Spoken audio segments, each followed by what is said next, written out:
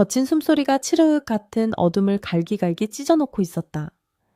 폐부가 터질 듯한 고통이 가슴을 짓눌렀지만 달구는 멈출 수 없었다. 등 뒤에서 들려오는 날카로운 고함과 횃불의 불길한 일렁임이 마치 지옥의 사자들처럼 그들의 뒤를 바짝 쫓고 있었기 때문이었다. 발밑에 채이는 썩은 나뭇가지들이 비명을 지르며 부서졌고 날카로운 돌부리는 집신조차 제대로 갖춰 신지 못한 달구의 발바닥을 무자비하게 찔러댔다. 하지만 그 고통조차 느낄 겨를이 없었다. 그의 투박하고 거친 손에는 비단같이 부드럽지만 공포로 인해 차갑게 식어버린 여인의 손목이 꽉 잡혀 있었다. 이러다 죽습니다. 제발 조금만. 여인은 턱끝까지 차오른 숨을 몰아쉬며 애원하듯 중얼거렸지만 달구는 그 말을 알아들은 것인지 못 들은 척하는 것인지 짐승 같은 신음만을 흘리며 그녀를 더욱 거칠게 끌어당겼다. 달빛조차 스며들지 않는 울창한 숲을 사이로 몸을 던지듯 뛰어들자 가시덤불이 두 사람의 옷자락과 살갗을 사정없이 긁어댔다. 피비린내와 흙냄새, 그리고 두 사람의 몸에서 뿜어져 나오는 식은땀 냄새가 진동하는 밤이었다.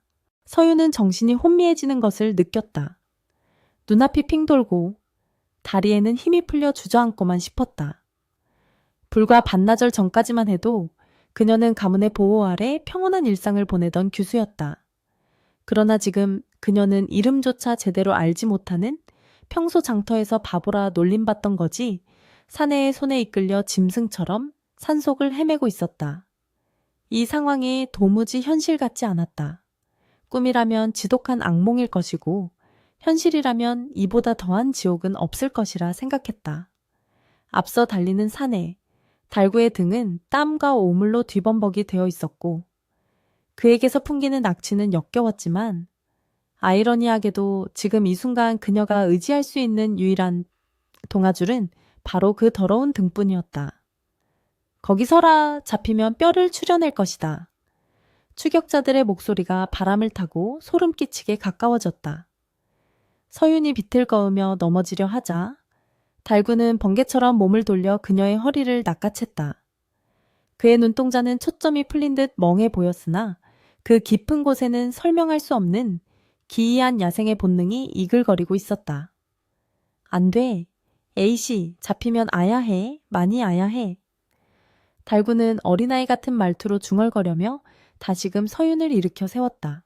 시간을 조금 거슬러 올라가 보자. 그날 오후 도성 밖 장터는 여느 때와 다름없이 시끌벅적했다. 상인들의 호객 소리와 물건을 흥정하는 아낙네들의 목소리가 뒤섞여 활기가 넘쳤고 그 소란스러운 풍경의 한 구석에는 언제나처럼 달구가 쭈그리고 앉아 있었다.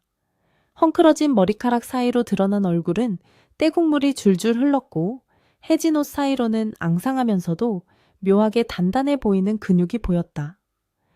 지나가는 사람들은 그에게 먹다 남은 주먹밥 덩어리나 엽전 몇 푼을 던져주며 혀를 찼다. 에이구, 저런 멍청한 놈, 사지육신 멀쩡한 놈이 어쩌다 저 꼴이 되었을꼬. 사람들의 조소와 멸시에도 달구는 그저 해벌쭉 웃으며 바닥에 떨어진 음식을 주워 먹을 뿐이었다. 그에게 세상은 복잡한 이치나 체면 따위는 존재하지 않는, 그저 배를 채우면 행복하고 매를 맞으면 아픈 단순한 곳이었다. 그가 멍하니 하늘을 올려다보며 구름 모양이 떡을 닮았다고 생각하고 있을 때 장터 입구 쪽에서 웅성거리는 소리가 들려왔다.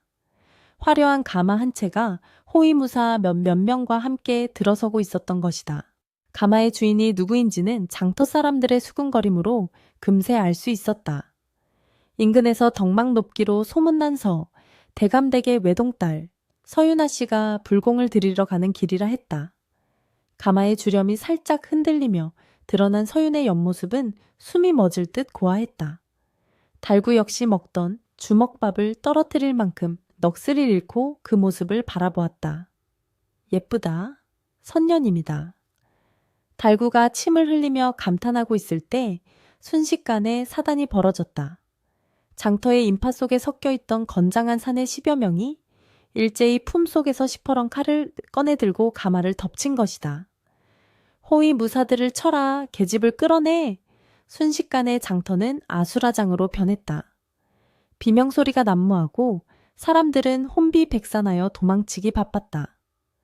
호위 무사들이 칼을 뽑아 맞섰으나 기습을 당한 데다 수정 열쇠에 밀려 하나둘 피를 토하며 쓰러졌다. 서윤의 가마는 무참히 부서졌고 놈들의 거친 손길이 그녀의 머리채를 휘어잡았다.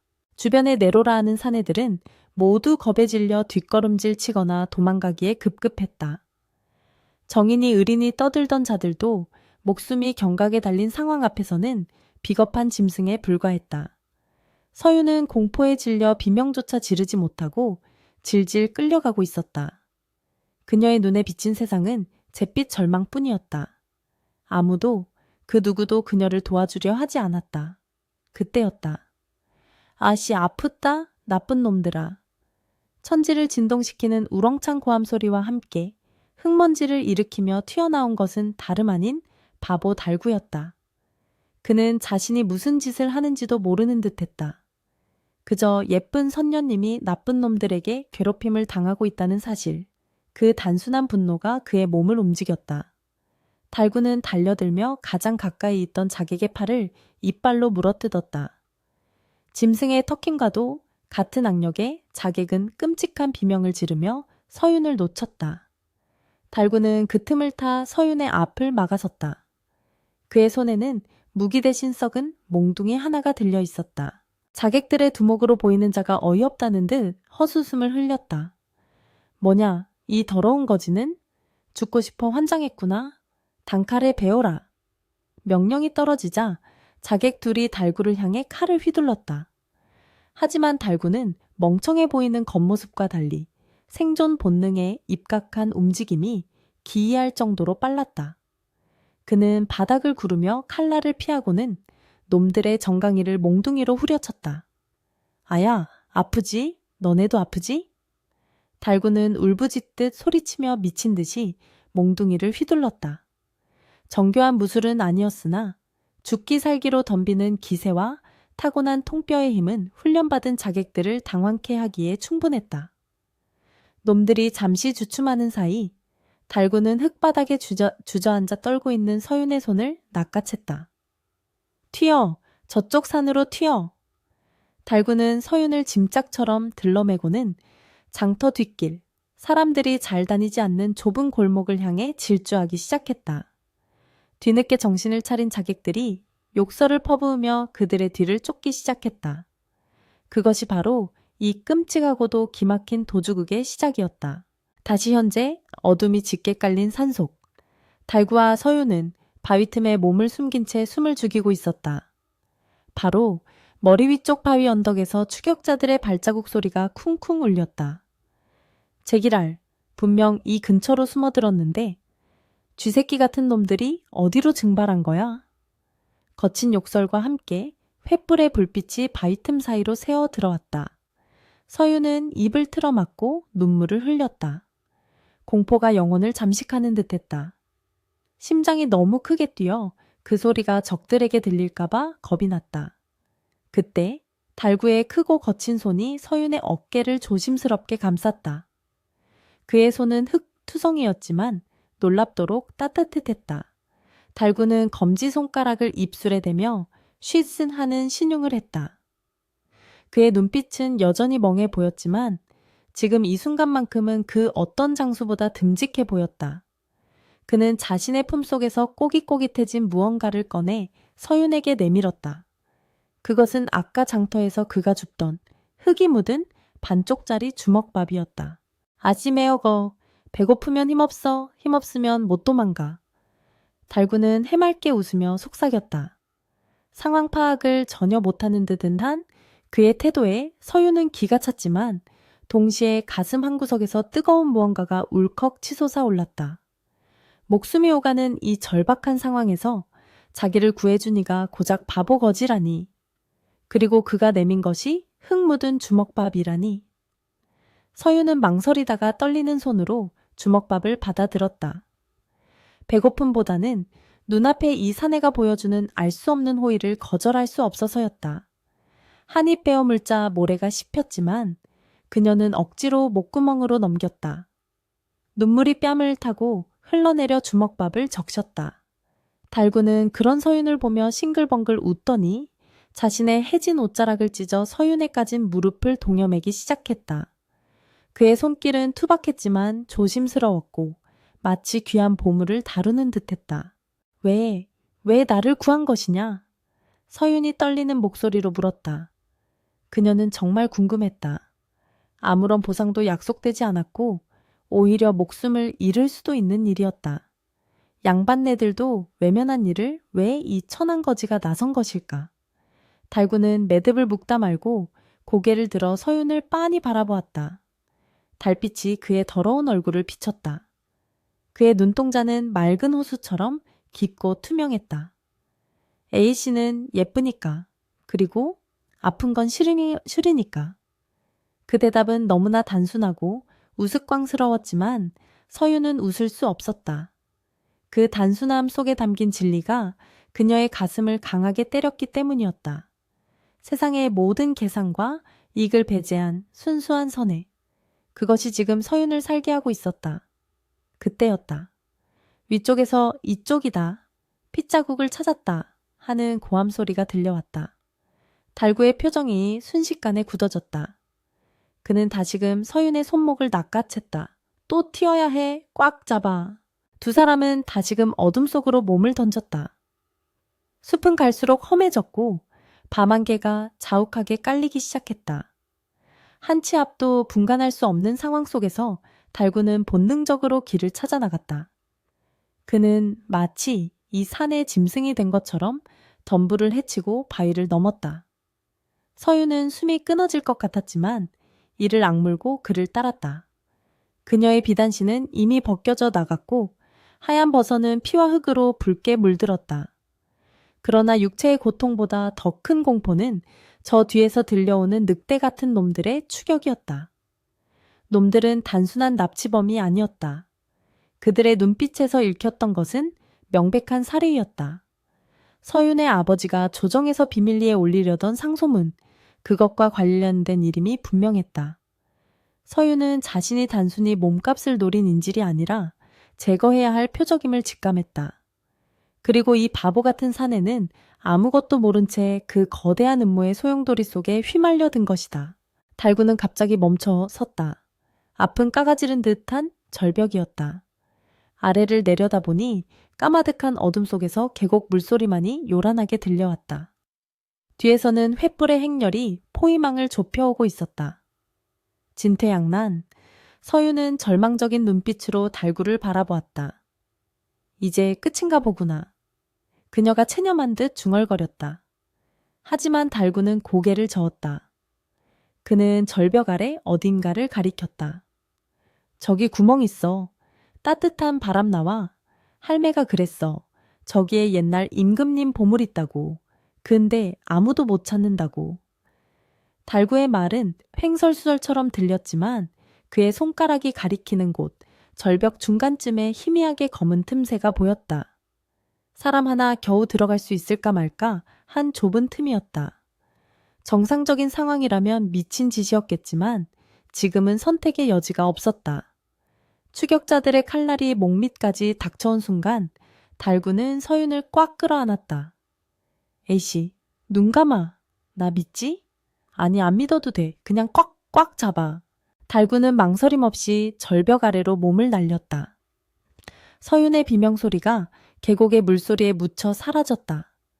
허공을 가르는 바람소리가 귓가를 때렸고 두 사람의 몸은 칠흑 같은 어둠 속으로 빨려 들어갔다. 그것은 죽음을 향한 추락이 아니었다. 수백 년간 잠들어 있던 비밀의 문을 여는 운명적인 도약이었다. 그들이 떨어진 곳은 단순한 틈새가 아닌 역사의 뒤향일로 사라진 왕조의 비극과 진실이 숨쉬는 곳으로 이어지는 입구였다. 달구와 서윤, 가장 천한 자와 가장 귀한 자의 기묘한 동행은 이제 막 시작되었을 뿐이었다. 낭떠러지 아래에서 피어오르는 기한 안개가 그들의 추락을 감싸 안았고 하늘에는 핏빛 달만이 그 광경을 무심하게 내려다보고 있었다. 차가운 밤바람이 살을 내는 듯했다.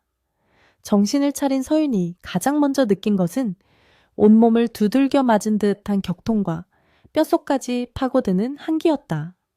눈을 뜨자 희미한 달빛 아래 기기묘묘한 바위들이 짐승의 이빨처럼 솟아있는 것이 보였다.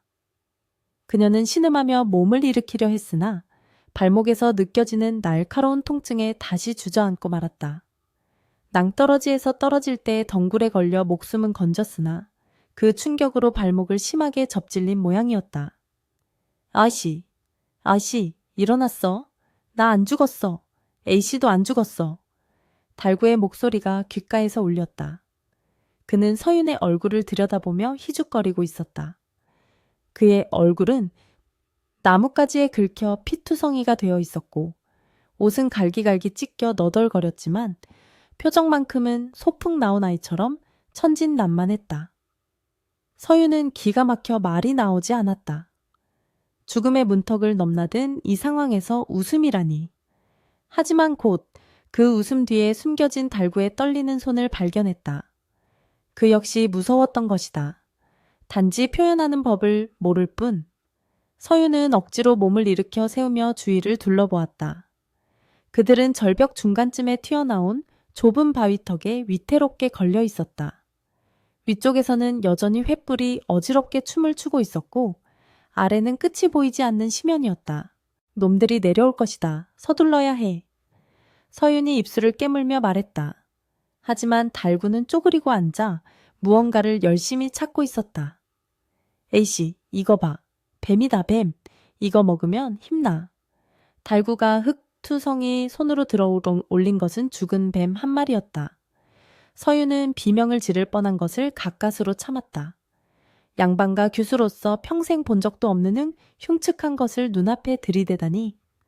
치워라, 당장 치우지 못하겠느냐. 서윤이 소리치자 달구는 시무룩한 표정으로 뱀을 품속에 집어넣었다. 맛있는데 나중에 구워줄게. 달구의 엉뚱한 행동에 화를 낼 기운조차 없었다. 지금 중요한 것은 생존이었다. 서윤은 절뚝거리며 바위턱 안쪽으로 난 좁은 동굴 입구를 향해 걸음을 옮겼다. 달구가 말했던 그 따뜻한 바람이 나오는 구멍이었다. 정말로 그곳에서는 미세하지만 온기, 어린 바람이 새어나오고 있었다. 칠흑 같은 어둠 속으로 들어가는 것이 두려웠지만 밖에서 기다리는 칼날보다는 나았다. 동굴 안은 습하고 퀴퀴한 냄새로 가득했다. 천장에서는 물방울이 똑똑 떨어져 정적을 깼고 바닥은 미끄러운 이끼로 뒤덮여 있었다. 달구는 앞장서서 걸으며 거미줄을 걷어내고 날카로운 돌부리를 발로 차치워 주었다. A씨, 여기 발 조심, 여기 머리 조심. 그는 마치 어린 동생을 돌보는 오라비처럼 굴었다. 서윤은 문득 그의 등 뒤에서 묘한 안도감을 느꼈다. 평소라면 눈길조차 주지 않았을 천한거지였지만 지금 이 순간만큼은 그 어떤 호위무사보다 든든했다. 얼마나 걸었을까? 동굴이 갈래길로 나뉘는 곳에 다다랐을 때였다. 뒤쪽에서 웅궁거리는 소리가 들려오기 시작했다. 사람의 목소리였다. 분명 이 밑으로 떨어졌다. 시체라도 찾아야 해. 그 계집이 지닌 놀이개를 회수하지 못하면 우린 다 죽은 목숨이다. 서윤의 심장이 덜컥 내려앉았다. 그들은 단순한 산적이 아니었다. 놀이개를 언급한 것으로 보아 아버지의 정적들이 보낸 전문 살수들이 분명했다. 그 놀이개 안에는 아버지가 목숨을 걸고 지키려 했던 기밀 서찰이 숨겨져 있었다. 놈들이 놀이개를 노리고 있어. 서윤이 품속을 더듬으며 중얼거렸다. 공포가 다시금 엄습했다. 달구는 서윤의 겁에 질린 표정을 보더니 대뜸 자신의 품에서 아까 챙겨둔 뱀을 꺼내 들고는 으르렁거리는 신용을 했다. 나쁜 놈들 오면 내가 이 뱀으로 쭝 하고 물게 할 거야. 상황에 맞지 않는 그의 말에 서윤은 허탈한 웃음이 나왔다. 하지만 그 웃음은 곧 울음으로 변했다. 긴장이 풀리면서 억눌러왔던 서름이 터져 나온 것이다. 나는 여기서 죽기 싫다. 아버지도 보고 싶고 따뜻한 이불도 그립다. 서윤이 흐느끼며 주저앉자 달구는 당황하여 어쩔 줄 몰라 했다. 그는 자신의 더러운 옷소매로 서윤의 눈물을 닦아주려다 멈칫하고는 멈추었다. 자신의 손이 너무 더럽다는 것을 자각한 듯 했다. 대신 그는 묵묵히 자신의 겉옷인 누더기 조끼를 벗었다. 악취가 나고 벼룩이 들끓을 것 같은 옷이었지만 그는 그것을 서윤의 어깨에 조심스럽게 덮어주었다. A씨 울지마. 내가 지켜줄게. 호랑이가 와도 내가 다 이겨. 달구의 눈빛은 흔들림 없이 진지했다. 그 순간 서윤은 깨달았다. 이 바보 같은 사내의 말이 빈말이 아님을. 그는 정말로 목숨을 바쳐 자신을 지킬 기세였다. 그들은 다시 어둠 속을 헤치고 나아갔다. 배고픔이 극에 달했다. 서윤은 현기증에 비틀거렸고 달구의 배에서도 천둥 같은 소리가 났다. 그때 달구가 걸음을 멈추고 킁킁거리며 냄새를 맡았다. 맛있는 냄새 나. 버섯이야. 그는 어둠 속 바위 틈에서 자라난 희끄무레한 버섯 군락을 발견했다. 달구는 신이 나서 버섯을 뜯어 서윤에게 내밀었다. 먹어. 독버섯 아니야. 내가 먹어봤어. 서윤은 망설였다. 생버섯을, 그것도 이런 음습한 곳에서 자란 것을 먹어도 될까? 하지만 달구가 먼저 버섯 하나를 우적우적 씹어 삼키며 배시시 웃어 보이자 그녀도 조심스럽게 한 입 베어 물었다. 흙맛과 쓴맛이 섞여 있었지만 목구멍으로 넘어가는 순간 기묘한 활력이 돌았다. 그것은 단순한 음식이 아니라 달구의 생존 본능이 찾아낸 생명줄이었다. 두 사람은 나란히 앉아 말없이 버섯을 나누어 먹었다. 신분의 귀천도, 세상의 예법도 사라진 어두운 동굴 속에서 두 사람은 그저 살기 위해 먹는 두 마리의 짐승과도 같았다. 잠시 휴식을 취하던 중 서윤은 달구의 다리에서 피가 흐르는 것을 발견했다. 아까 절벽에서 떨어질 때 생긴 상처인 듯했다. 살점이 떨어져 나가 뼈가 보일 정도로 깊은 상처였다. 서윤은 깜짝 놀라 자신의 치맛자락을 찢으려 했다. 가만히 있어 보거라. 피가 너무 많이 난다. 하지만 달구는 손사래를 쳤다. 아니야. 아씨 비단호 찢으면 안 돼. 비싼 거야. 난 괜찮아. 침 바르면 나아. 그는 정말로 상처 부위에 침을 태퇴 뱉어 문질렀다. 그 무식하고도 미련한 행동에 서윤은 화가 치밀어 올랐다. 이 멍청한 놈아. 내 몸이 망가지면 나를 어떻게 지킬 것이냐? 내 목숨은 목숨도 아니란 말이냐? 서윤의 호통에 달구는 눈을 동그랗게 뜨고 껌뻑거렸다. 누군가 자신의 안위를 걱정해주며 화를 내는 것은 태어나 처음 겪는 일이었다. 달구는 묘한 표정으로 콧등을 긁적였다. A씨는 착하네. 나한테 소리 지르는 사람들은 다 나쁜 사람인데 A씨는 좋은 사람 같아. 그때였다. 동굴 입구 쪽에서 쇠붙이가 부딪히는 소리가 들려왔다. 놈들이 갈림길까지 쫓아온 것이다. 발자국이 여기서 끊겼다. 이 안쪽으로 들어간 게 분명해. 살수들의 목소리가 뱀 혓바닥처럼 소름 끼치게 들려왔다. 달구와 서윤은 황급히 몸을 일으켰다. 더 깊이, 더 안쪽으로 들어가야 했다. 하지만 길은 갈수록 좁아지고 험해졌다. 설상가상으로 아픈 거대한 지하 호수로 막혀 있었다. 칠흑 같은 물이 고여있는 호수는 그 깊이를 가늠할 수 없었다. 뒤에는 칼을 든 살수들, 아픈 차가운 물, 막다른 길이었다. 서윤은 절망적인 표정으로 달구를 바라보았다. 이제 정말 갈 곳이 없구나.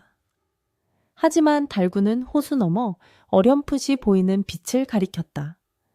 저기 봐, 반짝반짝해. 저기로 가면 돼. 호수 건너편 바위벽에 인위적으로 깎아 만든 듯한 성문이 희미하게 빛나고 있었다. 헤엄쳐야 해. A씨 수영할 줄 알아? 달구가 물었다. 서윤은 고개를 가로저었다. 양반과 규수가 수영을 배울 리 만무했다. 달구는 난처한 듯 머리를 긁적이다가 결심한 듯 등을 내밀었다. 엎혀. 내가 개 헤엄은 잘 쳐. 똥물에서도 수영했어. 서윤은 망설일 틈도 없이 달구의 등에 엎였다. 달구의 등은 앙상했지만 딱딱한 근육으로 덮여 있었다. 그들은 차가운 지하 호수 속으로 들어갔다. 뼈가 시릴 정도로 차가운 물이 가슴까지 차올랐다. 달구는 거친 숨을 몰아쉬며 물살을 가르기 시작했다. 그의 발차기는 투박했지만 힘이 넘쳤다. 뒤쪽 동굴 입구에 횃불을 든 살수들이 나타난 것은 그들이 호수 중간쯤 갔을 때였다. 저기 있다. 물속이다. 활을 쏴라. 두목의 고함과 함께 화살이 날아들기 시작했다. 슝, 슝, 날카로운 파열음과 함께 화살들이 그들의 주변물 위로 꽂혔다. 메오리 숙여! 달구가 소리치며 잠수하듯 몸을 낮췄다. 서유는 달구의 목을 꽉 끌어안았다. 물속에서 달구의 심장 박동 소리가 고스란히 전해졌다. 쿵, 쿵, 쿵. 그것은 두려움의 박동이 아니라 살리고자 하는 의지의 박동이었다. 화살 하나가 달구의 어깨를 스치고 지나갔다. 붉은 피가 물속에 퍼져나갔지만 달구는 비명 한 번 지르지 않고 오직 앞만 보고 팔을 저었다. 이 사람은 도대체 무엇이기에? 서유는 눈물이 핑 돌았다. 자신은 그를 바보라 무시했고 사람들은 그를 벌레 보듯 했지만 지금 이 순간 그는 세상 그 누구보다 고귀한 전사였다. 살수들은 물가에 멈춰섰다. 차마 알 수 없는 지하 호수 위로 뛰어들 용기는 없는 듯했다. 대신 그들은 끊임없이 화살을 퍼부었다. 달구는 마지막 젖 먹던 힘까지 짜내어 헤엄쳤다.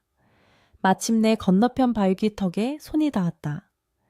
달구는 서윤을 먼저 위로 밀어 올리고 자신은 기진맥진하여 물가에 쓰러졌다. 그의 어깨에서는 피가 줄줄 흐르고 있었다. 서윤은 급히 달구에게 다가가 상처를 살폈다. 다행히 깊지는 않았으나 지혈이 시급했다. 그녀는 주저없이 자신의 저고리 고름을 뜯어내고 속치마단을 찢어 상처를 묶었다. 아프냐? 많이 아파? 서윤의 목소리가 떨렸다. 달구는 창백해진 얼굴로 하지만 여전히 해맑은 미소를 지으며 고개를 저었다. 아니, 하나도 안 아파. 아씨가 묶어주니까 간질간질해. 그는 고통을 참으려는 듯 입술을 파르르 떨면서도 농담을 던져녔다. 서윤은 그런 달구를 와락 끌어안았다. 체면이고 뭐고 중요하지 않았다. 그저 이 따뜻하고 멍청한 생명체에게 감사함을 표하고 싶었다. 고맙다. 정말 고맙다. 달구야. 서윤의 입에서 처음으로 그의 이름이 불렸다. 달구는 멍하니 있다가 수줍은 듯 얼굴을 붉혔다. 헤헤. 내 이름 불러줬다. 좋다. 잠시 숨을 고른 두 사람은 눈앞에 있는 거대한 성문을 바라보았다. 이끼와 덩굴로 뒤덮여 있었지만 그 웅장함은 세월을 거스르고 있었다. 문에는 기이한 문양들이 새겨져 있었고 중앙에는 사람의 손바닥만 한 옴이 파여 있었다. 이게 그 보물 창고 문인가? 서윤이 홀린 듯 중얼거렸다. 뒤쪽 호수 건너편에서는 살수들이 뗏목을 만들기 시작한 듯 뚝딱거리는 소리가 들려왔다. 시간이 없었다. 놈들이 건너오기 전에 이 문을 열거나 다른 도주로를 찾아야 했다. 달구는 성문에 귀를 대보았다. 안에서 심장 소리가 들려. 달구가 엉뚱한 소리를 했다. 심장 소리라니? 돌덩이에서 그럴 리가. 서윤이 의아해하며 다가가려는 순간 성문의 문양들이 희미하게 붉은 빛을 내뿜기 시작했다. 마치 달구의 피냄새에 반응이라도 하듯 전설 속에 묻혀있던 천년의 봉인이 가장 비천한 자의 헌신적인 피에 의해 깨어나고 있었다. 굶주린 늑대들이 강을 건너오고 있는 지금 이 문은 그들에게 구원이 될 것인가? 아니면 또 다른 함정이 될 것인가? 두 사람의 운명은 이제 막다른 골목이 아닌 새로운 미지의 세계로 들어서고 있었다. 기괴한 정적이 동굴 안을 감돌았다. 눈앞에 우뚝 솟은 거대한 성문은 마치 살아있는 생명체처럼 웅궁거리는 낮은 진동을 내뿜고 있었다. 서유는 떨리는 손으로 성문의 표면을 더듬었다. 차가운 돌덩이여야 마땅했으나 손끝에 닿는 감촉은 미지근한 핏덩이처럼 묘한 온기를 머금고 있었다. 이 문양들, 이건 단순한 장식이 아니야. 서윤이 혼잣말처럼 중얼거렸다. 문에는 기이하게 뒤틀린 용과 봉황, 그리고 고통스러워하는 인간 군상의 모습이 정교하게 양각되어 있었다. 그것은 태평성대의 기록이라기보다는 피로 얼룩진 왕조의 비극을 암시하는 듯 섬뜩했다. 달구는 그 옆에서 불안한 듯 발을 동동 구르며 성문의 틈새에 코를 박고 킁킁거렸다. 피냄새다. 아주 오래된 피냄새야. 아씨, 여기 무서워? 문 열지 마. 달구의 동물적인 감각은 이 문 뒤에 도사린 무언가를 경계하고 있었다. 하지만 되돌아갈 길은 없었다. 뒤쪽 호수에서는 살수들이 탄 뗏목이 물살을 가르는 소리가 점점 더 크게, 더 위협적으로 들려오고 있었다. 저들이 오고 있다. 문을 열지 못하면 우린 여기서 죽은 목숨이다. 서유는 다급하게 외치며 성문 중앙에 있는 손바닥 모양의 홈을 눌러보았다. 그러나 바위는 꿈쩍도 하지 않았다. 그녀의 가녀린 힘으로는 어림도 없는 일이었다. 그녀는 필사적으로 주변을 살폈다. 숨겨진 장치나 레버가 있을 것이라 생각하며 벽면의 이끼를 뜯어내고 돌을 두들겨 보았지만 돌아오는 것은 둔탁한 메아리뿐이었다. 절망감이 엄습했다. 하늘이시여, 어찌하여 저희를 여기까지 인도하시고는 이리 막다른 길을 주시나이까. 서윤이 무릎을 꿇고 흐느끼려던 찰나 등 뒤에서 저 물 튀기는 소리와 함께 거친 숨소리들이 들이닥쳤다. 찾았다. 쥐새끼들이 여기 숨어 있었구나. 살기등등한 고함 소리가 동굴을 울렸다. 횃불의 붉은 빛이 동굴벽을 타고 뱀처럼 기어올랐다. 살수들의 우두머리, 흥낭이라 불리는 자가 뗏목에서 뛰어내리며 비릿한 미소를 지었다. 그의 얼굴에는 긴 칼자국이 가로질러 있어 흉악함을 더했다. 10여 명의 부하들이 칼을 뽑아 들고 달구와 서윤을 반원형으로 포위했다. 막다른 길, 뒤에는 열리지 않는 성문, 앞에는 시퍼런 칼날들, 완벽한 도간에 든 쥐 신세였다. 흥낭은 천천히 걸어오며 서윤을 훑어보았다. 곱게 자란 양반집 규수가 거지놈과 뒹굴며 꼬리 말이 아니군. 내 아비가 저승에서 통곡하겠어. 그의 조롱에 서윤은 입술을 깨물며 노려보았다. 내 놈들의 주인은 누구냐? 대관절 무엇이 두려워 이리도 비열한 짓을 벌이는 것이냐? 서윤의 당찬 외침에 흥낭은 킬킬대며 웃었다. 비열이라. 권력 앞에서는 그런 도덕 따위는 개 짖는 소리에 불과하지. 그나저나 흥낭의 시선이 서윤의 등 뒤 거대한 성문에 꽂혔다. 그의 눈이 탐욕으로 번들거렸다. 전설이 사실이었군. 멸망한 고려 왕조에 숨겨진 비고가 정말로 존재하다니. 흥낭은 서윤과 달구는 안중에도 없다는 듯 성문으로 다가갔다. 그는 감탄사를 내뱉으며 문양을 쓸어내렸다. 이 안에 있는 것만 손에 넣으면 내 놈의 주인이 주는 푼돈 따위는 필요 없다. 내가 세상의 주인이 될 수 있어. 탐욕에 눈이 먼 흥낭은 칼자루로 성문을 내리쳤다. 깡! 하는 날카로운 금소금과 함께 불꽃이 튀었지만 문에는 흠집 하나 나지 않았다. 열려라. 당장 열리지 못할까. 그는 미친 사람처럼 발로 차고 어깨로 부딪혔지만 천년의 세월을 버텨온 문은 묵묵부답이었다. 분노한 흥낭은 고개를 돌려 서윤을 노려보았다. 이 문을 여는 열쇠 내년이 가지고 있지. 내 아비가 남긴 유산에 분명 단서가 있을 것이다. 불어라. 그렇지 않으면 내년의 팔다리를 하나씩 잘라내주마. 흥낭이 서윤의 머리채를 휘어잡았다. 서윤은 비명을 지르며 발버둥 쳤지만 건장한 사내의 악력을 당해낼 수는 없었다. 그 순간 구석에 웅크리고 있던 달구가 짐승 같은 포효를 내지르며 튀어나갔다.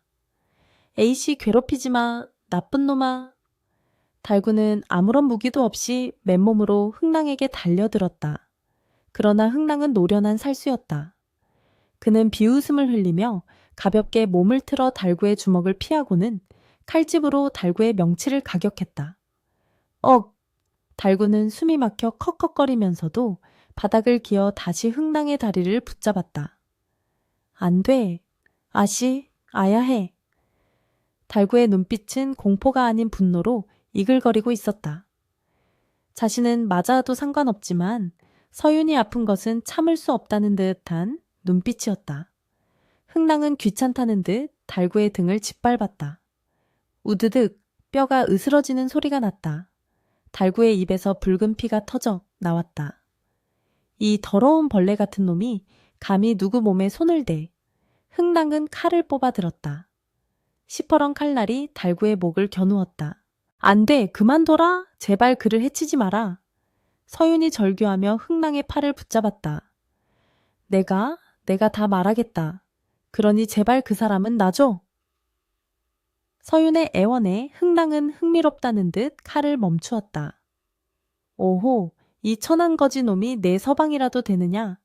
양반집 규수가 거지 목숨을 구걸하다니 꼴이 아주 볼만하구나. 흥랑은 달구를 발로 걷어차 구석으로 처박았다. 달구는 피투성이가 된 채 헐떡거렸지만 시선은 오직 서윤에게 고정되어 있었다. 서윤은 눈물을 흘리며 달구에게 다가가려 했지만 흥랑의 부하들이 그녀를 막아섰다. 흥랑은 다시 성문 앞에 섰다. 왕족의 피? 그래, 전설에 따르면 왕족의 피가 봉인을 푼다고 했지. 내년의 가문이 고려 왕족의 반계라는 소문이 있었으니 어디 한번 시험해 볼까? 흥랑은 잔인한 미소를 지으며 서윤의 팔을 잡아 끌어 성문의 홈 위에 올렸다. 그리고는 칼끝으로 서윤의 손바닥을 그으려 했다. 그때였다. 구석에 처박혀 있던 달구가 다시금 몸을 일으켰다. 온몸이 부서질 듯 아팠지만 본능이 그를 움직였다. 그는 흥랑이 서윤을 해치려는 찰나 마지막 힘을 짜내어 흥랑의 허리춤을 들이받았다. 아씨 건드리지 마. 예상치 못한 기습에 흥랑이 중심을 잃고 비틀거렸다. 그 틈을 타 달구는 서윤을 감싸 안고 성문 쪽으로 쓰러졌다. 흥랑의 칼날이 허공을 가르며 달구의 등을 길게 베었다. 살이 터지고 뜨거운 선혈이 솟구쳤다. 달구야, 서윤의 비명이 동굴을 찢었다. 달구는 고통에 몸을 떨면서도 서윤을 자신의 품 안으로 깊숙이 숨겼다. 그의 피가 주르륵 흘러내려 바닥을 적시고 곧이어 성문의 문양을 타고 흘러 들어갔다. 바보야, 왜 일이 미련한 것이냐. 서윤은 달구의 피투성이가 된 얼굴을 감싸 안고 오열했다. 달구는 희미해져가는 의식 속에서도 서윤을 보며 힘겹게 미소 지었다. 에이씨, 울지마. 내가 지켜준다고 했잖아. 그의 눈에서 맑은 눈물이 흘러내려 핏물과 섞였다. 그것은 고통 때문이 아니었다. 자신이 좋아하는 예쁜 선녀님이 우는 것이 슬퍼서 흘리는 세상에서 가장 순수하고 진실한 눈물이었다. 달구의 피와 눈물이 성문의 홈에 고였다. 그 순간 기적이 일어났다. 단순히 피를 바친다고 열리는 문이 아니었다. 전설 속의 보물창고는 탐욕스러운 자들의 접근을 막기 위해 가장 순수한 희생과 대가 없는 사랑에만 반응하도록 설계된 고대의 주술이 걸려 있었던 것이다. 흥랑이 억지로 서윤의 피를 뿌렸다면 문은 영원히 닫혔을 것이나 자신을 돌보지 않고 타인을 위해 흘린 달구의 피는 그 본긴을 푸는 진정한 열쇠였다. 우웅! 동굴 전체가 거대하게 진동하기 시작했다. 성문의 문양들이 붉은 빛을 띠며 타오르듯 빛나기 시작했다. 틈새에서 뿜어져 나온 강력한 바람이 흥랑과 그의 부하들을 뒤로 밀어냈다. 이게 무슨 조화냐? 흥랑이 당황하여 뒷걸음질 쳤다. 끼기깃, 쿵! 수백 년간 굳게 닫혀있던 돌문이 굉음을 내며 서서히 양쪽으로 갈라지기 시작했다. 그 틈 사이로 눈을 뜰 수 없을 만큼 찬란한 황금빛이 쏟아져 나왔다. 어둠에 익숙해져 있던 그들의 눈을 멀게 할 정도로 강렬한 빛이었다. 동시에 묵은 먼지 냄새와 함께 알 수 없는 향기가 흘러나왔다. 그것은 썩은 내가 아닌 마치 오래된 서책과 향나무가 어우러진 듯한 고풍스러운 향이었다. 문이 완전히 열리자 그 안에는 상상을 초월하는 광경이 펼쳐져 있었다. 산더미처럼 쌓인 금은 보화는 기본이요. 벽면 가득 채워진 고대의 무기들과 서책들, 그리고 중앙재단 위에 놓인 신비로운 옥사의 하나가 영롱한 빛을 발하고 있었다. 흥남과 살수들은 넋을 잃고 그 광경을 바라보았다. 보물이다. 진짜 보물이야. 그들은 살인도 임무도 잊은 채 홀린 듯이 열린 문 안으로 발을 내디뎠다. 탐욕이 이성을 집어삼킨 것이다. 하지만 서유는 보물 따위는 눈에 들어오지 않았다. 그녀는 피를 너무 많이 흘려 축 늘어진 달구를 끌어안고 흔들었다. 달구야, 정신 차려라. 제발 눈 좀 떠봐. 달구는 힘없이 눈꺼풀을 들어 올렸다. 흐릿한 시야 속에 황금빛으로 빛나는 동굴과 자신을 걱정하는 서윤의 얼굴이 보였다. 에이씨, 저기 반짝반짝해. 예쁘다. 그는 웅걸거리고는 다시 고개를 떨구었다. 흥남근 미친 듯이 웃으며 금괴를 집어들었다. 다 내 것이다. 이 모든 것이 내 것이야. 부하들도 서로 보물을 차지하겠다고 밀치며 아수라장이 되었다. 그들은 깨닫지 못했다. 이 보물창고가 단순히 재물을 보관하는 곳이 아니라 탐욕스러운 자들을 심판하기 위한 거대한 덫이라는 사실을. 달구의 순수한 마음이 문을 열었지만 악인들의 더러운 욕망이 들어서는 순간 고대의 방어 기제가 조용히 작동을 시작하고 있었다. 천장 어둠 속에서 톱니바퀴가 맞물리는 소리가 들려왔다. 찰칵, 찰칵. 그것은 죽음의 카운트다운과도 같았다. 서유는 본능적으로 위험을 감지했다. 그녀는 달구의 귀에 대고 속삭였다. 일어나야 해. 여길 나가야 한다. 달구야. 하지만 탐욕의 눈먼 자들의 웃음소리에 묻혀 그녀의 목소리는 공허하게 흩어졌다. 운명의 수레바퀴는 이제 절정을 향해 치닫고 있었다. 탐욕이란 실로 무서운 마무리였다. 번쩍이는 황금의 광채는 인간의 이성을 마비시키고 그 자리에 굶주린 아기를 들어앉혔다. 흥남과 그의 수하들은 마치 제정신이 아닌 듯 금괴를 품에 쓸어 담고 보석이 박힌 검을 서로 차지하려 아귀 다툼을 벌였다. 이것은 내 것이다. 내가 먼저 집었다. 비켜라 이놈, 목이 달아나고 싶으냐? 동료애니 충성시민이 하는 것들은 황금빛 앞에서 헌신짝처럼 버려졌다. 그들은 서로에게 칼을 겨누며 짐승처럼 으르렁거렸다. 방금 전까지만 해도 생사를 함께하던 전우가 이제는 죽여서라도 뺏어야 할 경쟁자가 되어버린 것이다. 그 추악한 광경을 뒤로한 채 서유는 피를 흘리며 쓰러진 달구를 안고 오열했다. 달구의 얼굴은 백지장처럼 하얗게 질려 있었고 등 뒤의 상처에서는 검붉은 피가 끊임없이 배어나와 서윤의 옷자락을 적시고 있었다. 안 된다, 달구야. 눈을 감으면 안 된다. 제발 나를 두고 가지 마라.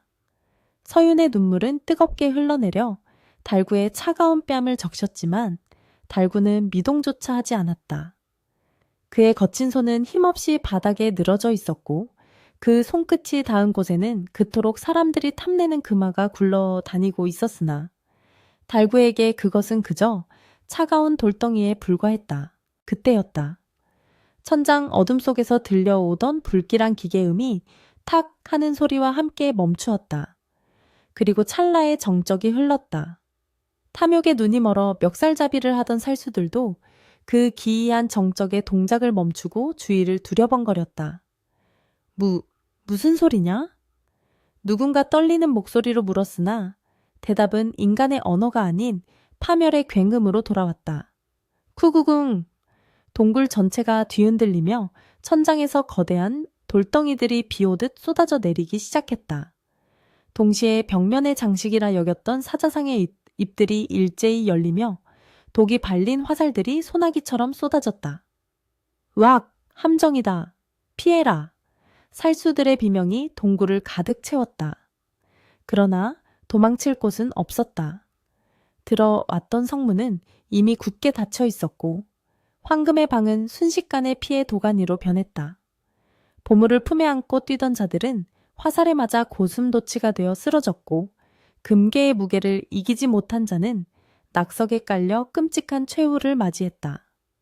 황금빛으로 찬란했던 방바닥은 순식간에 선혈과 시체로 뒤덮였다. 그것은 탐욕에 대한 고대 왕조의 서늘한 심판이었다. 서유는 본능적으로 달구의 모음 위로 엎드려 그를 보호하려 했다. 화살이 귓가를 스치고 돌가루가 머리 위로 쏟아졌지만 그녀는 눈을 질끈 감고 달구를 꽉 끌어안았다. 죽더라도 함께 죽으리라. 이 사람이 없었다면 나는 이미 짐승들의 먹이가 되었을 목숨이니. 죽음을 각오한 그 순간 기이한 일이 벌어졌다. 천장이 무너지고 화살이 빗발치는 아수라장 속에서도 서윤과 달구가 있는 제단 근처만큼은 마치 보이지 않는 결계가 쳐진 듯 고요했다. 낙석들은 그들을 비껴가 주변에 떨어져 자연스러운 방벽을 만들었고 화살들은 그들 앞에서 힘을 잃고 바닥으로 떨어졌다. 그것은 마치 이 보물창고의 주인이 진정한 주인을 알아보고 보호하려는 의지인 듯했다. 서윤이 조심스럽게 고개를 들었을 때 그녀의 눈에 재단 위에 놓인 낡은 함 하나가 들어왔다. 화려한 보물들 사이에서 초라하게 놓여 있어 아무도 거들떠보지 않은 낡은 나무 상자였다. 서윤은 알 수 없는 이끌림에 손을 뻗어 그 상자를 열었다. 그 안에는 보석이 아닌 누렇게 바랜 서찰 묶음과 장부가 들어 있었다. 떨리는 손으로 서찰 하나를 펼쳐든 서윤의 동공이 지진이 난 듯 흔들렸다. 그것은 단순한 기록이 아니었다. 현재 조정을 장악하고 있는 권신들이 오랑캐와 내통하여 나라를 팔아먹으려 했던 미략의 증거, 그리고 서윤의 아버지를 역적으로 몰아 제거하려 했던 모의가 상세히 적힌 살생부였다. 이것이었구나. 아버지가 목숨을 걸고 찾으려 했던 것이, 그놈들이 그토록 두려워했던 것이 바로 이것이었어. 서윤은 전율을 했다. 이 종이 뭉치는 저 바닥에 굴러다니는 황금산보다 더 가치 있고 동시에 더 위험한 것이었다. 그때 아비규환 속에서 살아남은 흥랑이 비틀거리며 제단 쪽으로 다가왔다. 그의 몸에도 화살이 몇 개 박혀 있었고 한쪽 눈은 피로 덮여 있었지만 그의 살기만큼은 여전했다. 그는 서윤의 손에 들린 서찰을 보자마자 짐승처럼 포효했다. 그걸 내놔라. 그건 내년이 감당할 물건이 아니다. 흥랑은 피 묻은 칼을 치켜들고 서윤에게 달려들었다. 보물은 포기하더라도 저 증거가 세상 밖으로 나가는 것만은 막아야 했다. 그것이 그의 주인에게 받은 절대 명령이었다. 서윤은 서찰을 품에 안고 뒷걸음질 쳤지만 뒤는 제단 벽이었다. 흥랑의 칼끝이 그녀의 목을 노리고 날아들었다. 죽어라. 서윤이 질끈 눈을 감은 순간 바닥에 쓰러져 있던 달구가 기적처럼 몸을 솟구쳤다. 에이씨, 건드리지 마. 달구는 자신의 몸을 날려 흥랑의 허리를 감싸 안고 바닥으로 뒹굴었다. 이 끈질긴 바보 녀석이. 흥랑은 당황하여 달구를 떼어내려 안간힘을 썼다. 달구는 고통에 신음하면서도 흥랑의 허리춤을 놓지 않았다. 그의 손톱이 흥랑의 살을 파고들었다. 도망가. 아시, 도망가. 달구는 피를 토하며 소리쳤다. 그 처절한 외침에 서윤은 눈물을 훔치며 주변을 살폈다. 무언가 무기로 쓸만한 것이 필요했다. 그녀의 눈에 제단 옆에 놓인 거대한 황금 향로가 들어왔다. 서윤은 젖먹던 힘까지 짜내어 그 무거운 향로를 들어 올렸다. 그리고 달구와 엉겨붙어 있는 흥랑의 머리를 향해 내리찍으려 했다. 하지만 흥랑이 더 빨랐다. 그는 달구를 발로 차내고 몸을 피하며 서윤의 팔을 쳐냈다. 향로는 엉뚱한 방향으로 날아가 벽면에 기묘하게 생긴 레버를 강타했다. 쿵! 쾅! 향로가 레버를 건드리는 순간 동굴이 떠나갈 듯한 굉음과 함께 제단 뒤쪽 벽이 갈라지기 시작했다. 그리고 그 틈에서 거대한 지하수가 폭포처럼 쏟아져 나왔다. 함정의 마지막 단계, 수공, 쉬공이 시작된 것이다. 차가운 물살이 순식간에 동굴을 채우기 시작했다. 흥랑은 쏟아지는 물살의 중심을 잃고 휩쓸려 내려갔다. 으악! 안 돼! 내 보물들이! 그는 물에 떠내려가는 금괴를 잡으려 허우적대다 거센 소용돌이 속으로 사라졌다. 달구와 서윤 역시 물살에 휩쓸릴 위기에 처했다. 수위는 순식간에 허리까지 차올랐다. 달구는 정신이 혼미한 와중에도 서윤의 손을 꼭 잡았다. 꽉 잡아 놓치면 안 돼. 그들은 서로를 의지하며 제단 위 가장 높은 곳으로 기어 올라갔다. 물은 계속해서 차올라 이제는 목까지 위협하고 있었다. 차라리 놈들의 칼에 죽는 것이 나았을까 싶을 정도의 공포가 엄습했다. 달구야 미안하다. 나 때문에 네가... 서윤이 흐느끼자 달구는 창백한 얼굴로 고개를 저었다. 아니야. A씨랑 있어서 좋아. 춥지만 A씨 손 따뜻해? 죽음을 앞둔 순간에도 달구는 서윤을 위로하고 있었다. 물이 턱 밑까지 차오른 절체절명의 순간 동굴 입구 쪽에서 웅장한 나팔 소리가 울려 퍼졌다. 역적의 무리들을 소탕하라. 한 놈도 남기지 마라. 관군의 목소리였다. 서윤의 아버지가 미리 배치해 두었던 비밀 호위대와 관군이 동굴 붕괴 소리를 듣고 들이닥친 것이다. 수많은 횃불이 어둠을 밝혔고 밧줄들이 내려왔다. 저기 생존자가 있다. 어서 구조하라. 병사들이 물속으로 뛰어들어 서윤과 달구를 향해 헤엄쳐왔다. 흥랑과 살수들의 시체는 이미 물 위를 둥둥 떠다니고 있었다. 서윤은 병사의 손에 이끌려 구조되면서도 품속의 서찰을 놓지 않았고 다른 한 손으로는 달구의 옷자락을 꽉 쥐고 있었다. 이 사람부터 살려주시오. 제발. 서윤의 절규가 동굴을 울렸다. 동굴 밖으로 나오자 새벽의 여명이 밝아오고 있었다. 상쾌한 공기가 폐부로 들어왔지만 서윤의 마음은 타들어갔다. 바닥에 눕혀진 달구는 숨이 헐떡거렸고 그의 몸은 얼음장처럼 차가웠다. 의원들이 다급하게 달려와 달구의 상처를 살폈다. 상처가 너무 깊습니다. 게다가 출혈이 심해 맥이 잡히지 않습니다. 의원의 어두운 표정에 서윤은 하늘이 무너지는 것 같았다. 그녀는 체면도 잊은 채 달구의 가슴에 얼굴을 묻고 통곡했다. 일어나거라, 이 바보야. 보물도 찾고 나쁜 놈들도 물리쳤는데 네가 없으면 무슨 소용이란 말이냐.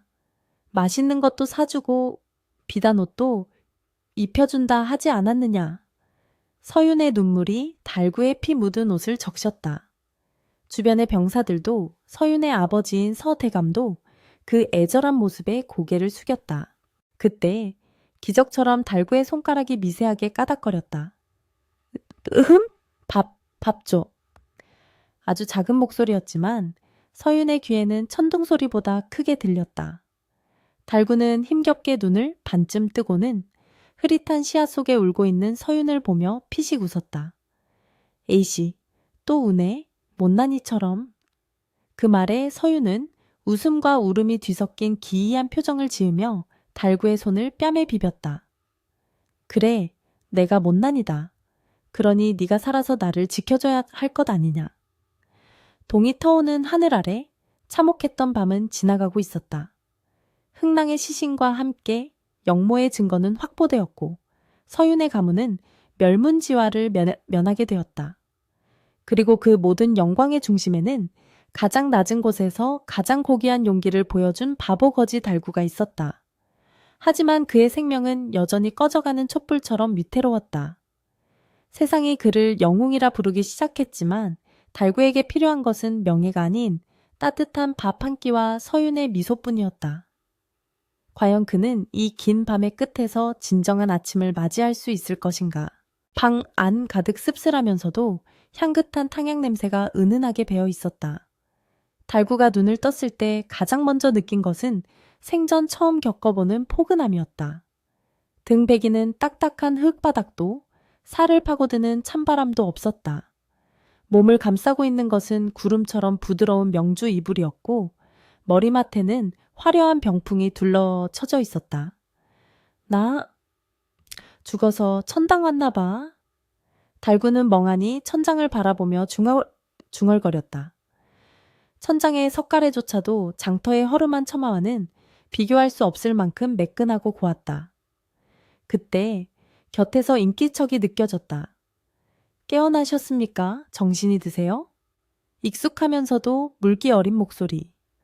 고개를 돌려보니 서윤이 단아한 모습으로 앉아 있었다.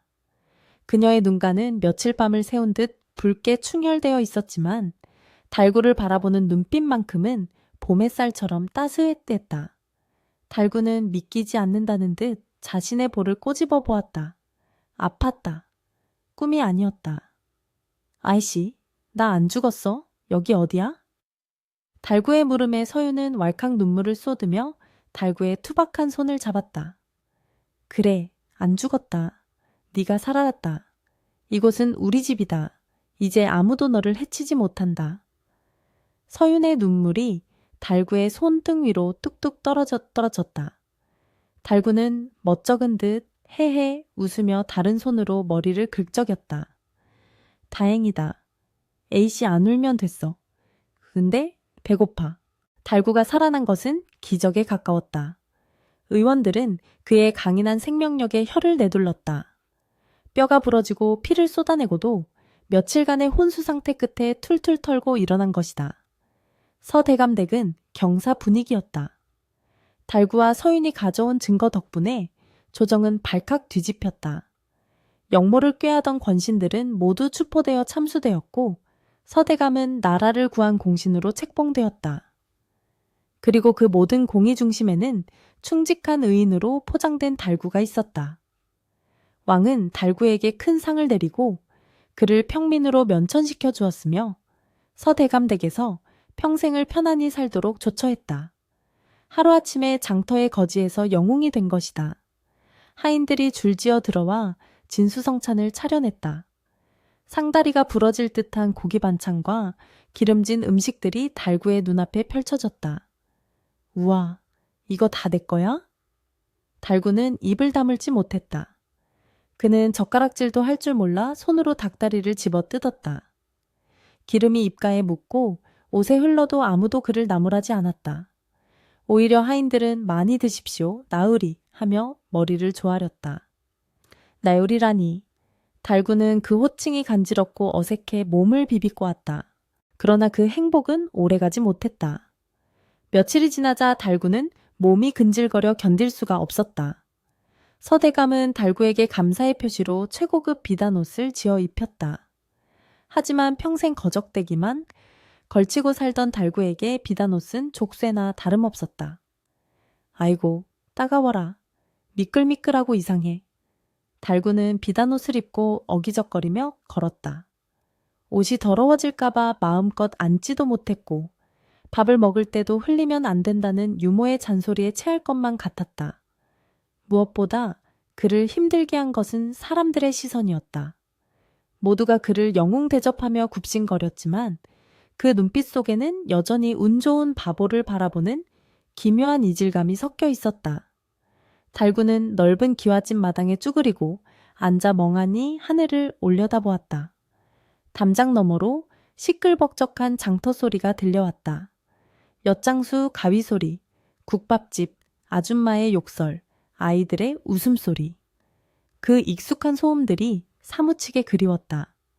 여기는 너무 조용했고 너무 깨끗했고 너무 예의 발랐다. 그것은 달구의 세상이 아니었다. 어느 날 밤 달구는 몰래 짐을 꾸렸다. 짐이라야 하녀들이 버리려던 자신의 옛 누더기 옷과 집신 뿐이었다. 그는 화려한 비단옷을 벗어 개어놓고 다시 냄새나는 누더기를 걸쳤다. 그제야 숨통이 트이는 것 같았다. 역시 이게 좋아. 내 냄새.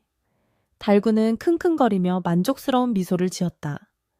그는 고양이처럼 살금살금 대문을 향해 걸어갔다. 달빛이 교교하게 흐르는 마당을 가로질러 대문을 열려는 순간이었다. 어딜 가려는 것이냐? 등 뒤에서 서늘하면서도 단호한 목소리가 들렸다. 서윤이었다. 그녀는 잠옷차림에 겉옷만 대충 걸친 채 툇마루에 서서 달구를 노려보고 있었다. 달구는 깜짝 놀라 뒷걸음질 쳤다. 아씨, 앉았어? 달구는 잘못을 들킨 아이처럼 고개를 숙였다. 서윤은 천천히 계단을 내려와 달구의 앞으로 다가왔다. 그녀의 시선이 달구의 누더기 옷에 머물렀다. 눈동자가 흔들렸다. 이 밤중에 그 옷차림으로 도망이라도 치려는 것이냐? 우리 집이 내가 너를 불편하게 했느냐? 서윤의 목소리가 떨렸다. 달구는 우물쭈물하며 대답했다. 아니야. A씨는 좋아. 밥도 맛있고 이불도 따뜻해. 근데 달구는 가슴을 툭툭 쳤다. 여기가 답답해. 나는 바보 달구인데 여기 사람들은 자꾸 나으리래. 비단 옷도 간지럽고 하루 종일 방에만 있으니까 다리에 쥐가 나. 나는 그냥 장터 가서 뛰놀고 싶어. 달구의 말은 투박했지만 진심이 담겨 있었다. 그는 황금세장에 갇힌 새가 되고 싶지 않았다. 비바람을 맞더라도 자유롭게 날아다니는 참새이고 싶었다. 서유는 달구의 그 순수한 마음을 읽고 말문이 막혔다. 그녀는 자신의 방식대로 그에게 보상하려 했지만 그것이 오히려 그를 구속하고 있었음을 깨달았다. 하지만 그를 이대로 보낼 수는 없었다. 그는 생명의 은인이자 목숨을 걸고 자신을 지켜준 유일한 사내였다. 서유는 한숨을 내쉬며 달구의 손을 잡았다. 거칠고 굳은 살 박인 손. 내 말이 맞다. 너에게 맞지 않는 옷을 억지로 입히려 했구나. 서유는 달구의 눈을 똑바로 바라보았다. 허나 너를 다시 그 춥고 배고픈 길바닥으로 보낼 수는 없다. 네가 떠나면 나는 평생 죄책감에 시달리며 살 것이다. 그것이 네가 원하는 것이냐? 내가 슬퍼하는 것? 달구는 화들짝 놀라 손을 저었다. 아니, A씨 슬픈 거 싫어. A씨 울면 나도 마음 아파. 서유는 희미하게 미소 지었다. 그렇다면 내게 한 가지 제안을 하마. 가지 마라. 대신 비단옷도 입지 말고 나으리 노릇도 안 해도 된다. 그냥 달구로 살아라. 우리 집 마당을 내 장터라 생각하고 하고 싶은 대로 하며 살아라. 아무도 너를 말리지 않게 하겠다. 내 곁에 있어다오. 친구로서, 가족으로서. 서윤의 제안은 파격적이었다. 양반계에서 천민 출신의 사내를, 그것도 바보를 가족처럼 여기며 살겠다는 것은 세상의 법도를 거스르는 일이었다. 하지만 서윤에게는 세상의 이목보다 달구의 존재가 더 소중했다. 달구는 고개를 갸웃거렸다. 진짜? 밥은 줘? 씻기 싫으면 안 씻어도 돼? 서윤은 웃음을 터뜨렸다. 밥은 배가 터지도록 주마. 씻는 건 그래도 가끔은 씻자꾸나. 냄새나면 내가 힘드니까. 달구는 잠시 고민하는 척하더니 배시시 웃으며 고개를 끄덕였다. 알았어. 그럼 안 갈게. A씨랑 있을래. 달구는 다시 보따리를 내려놓았다. 두 사람 사이를 흐르는 밤바람이 더 이상 차갑지 않았다. 서유는 달구의 어깨에 쌓인 먼지를 털어주었다. 신분과 격식을 뛰어넘은 기묘하지만 세상에서 가장 단단한 유대감이 두 사람을 묶어주고 있었다. 서대감 역시 딸의 고집을 꺾을 수 없었다. 아니, 오히려 죽을 뻔한 딸을 살려준 달구에게 그 정도의 자유를 주는 것은 아비로서 당연한 도리라 여겼다. 그렇게 달구의 서대감댁 더부살이가 아닌 동거가 시작되었다. 계절이 바뀌어 따스한 봄이 왔다. 서대감댁 뒤뜰은 온갖 꽃들이 만발하여 장관을 이루었다. 그 꽃밭 한가운데서 엉덩이를 치켜들고 흙장난을 치는 사내가 있었다. 달구였다. 그는 비단옷 대신 활동하기 편한 무명옷을 입고 흙투성이가 된 채 꽃을 심고 있었다. 이건 A씨 꽃, 이건 달구꽃. 달구꽃이 더 크다. 그는 혼자 킬킬대며 즐거워했다. 하인들은 이제 그를 이상하게 보지 않았다. 오히려 순수한 그에게 다가와봐 말을 걸고 간식을 챙겨주며 미소 지었다. 달구의 해맑음이 엄격하고 딱딱했던 양반계에 따뜻한 활기를 불어넣은 것이다. 마루에 앉아 차를 마시던 서유는 그 모습을 바라보며 평온한 미소를 지었다. 그녀의 곁에는 달구가 예전에 주었던 그 못생긴 돌멩이 하나가 비단 방석 위에 소중히 놓여 있었다. 달구가 꽃 한 송이를 꺾어들고 서윤에게 뛰어왔다. A씨, 이거 봐. 노란 꽃이야. 나비가 안 잤다 갔어. 땀방울이 송글송글 맺힌 달구의 얼굴은 그 어느 때보다 빛나 보였다. 서윤은 손수건을 꺼내 그의 땀을 닦아주었다. 그래, 참으로 곱구나. 너를 닮아 아주 싱그럽다. 달구는 칭찬에 기분이 좋아져 덩실덩실 춤을 추었다. 서윤은 생각했다. 세상 사람들은 황금을 보물이라 하고 권력을 힘이라 말한다. 하지만 그 차가운 동굴 속에서 그 억만금의 보물보다 더 빛났던 것은 이 사내의 뜨거운 천과 대가 없는 희생이었다. 비단 옷보다 따뜻한 것은 사람의 진심이 담긴 누더기였고 옥새보다 귀한 것은 사랑하는 이를 지키려는 투박한 주먹이었다. 달구야, 서윤이 불렀다. 응? 달구가 멈춰섰다. 고맙다. 내 곁에 있어 주어서. 달구는 활짝 웃었다. 그 미소에는 티끌 하나 없는 천국이 담겨 있었다. 나도 좋아. 아씨랑 평생 꽃 심고 밥 먹고 놀 거야. 바람이 불어와 꽃이 핀 눈처럼 흩날렸다. 그 꽃빛 속에서 두 사람은 서로를 마주보며 웃었다. 바보라 손가락질 받던 사내는 가장 귀한 여인의 수호자가 되었고 가장 귀한 여인은 가장 낮은 사내에게서 삶의 진리를 배웠다. 세상이 정해놓은 귀천과 편견을 넘어선 그들의 이야기는 저자거리의 이야기꾼들에 의해 오래오래 전해질 것이다. 착한 마음씨 하나면 족하다고 그것이 세상을 구하고 자신을 구하는 가장 위대한 보물이라고 말이다. 핏빛으로 시작되었던 그들의 여정은 이제 봄 햇살 가득한 꽃길 위에서 영원히 이어질 것이다.